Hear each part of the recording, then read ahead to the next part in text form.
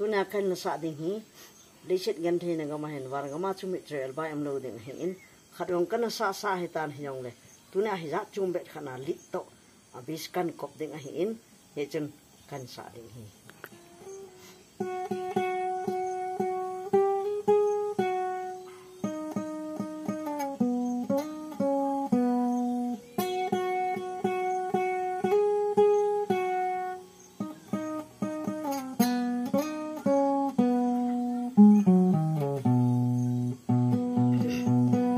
Leichet gan the na gama hin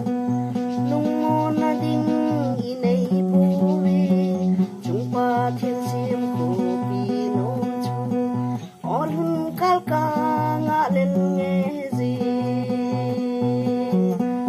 mit sang hon long ko mu tan tin el bai hon long lam zo tan ti bao mo hon long pao thế nangong honong ko jatan ti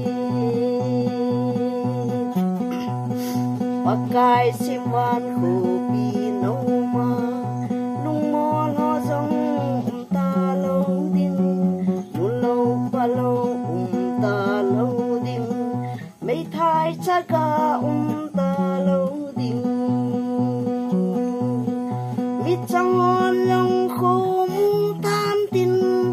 el bai hon long lam zo tan ti bao mo long bao thế yun tin nangong hon long kho ja tan ti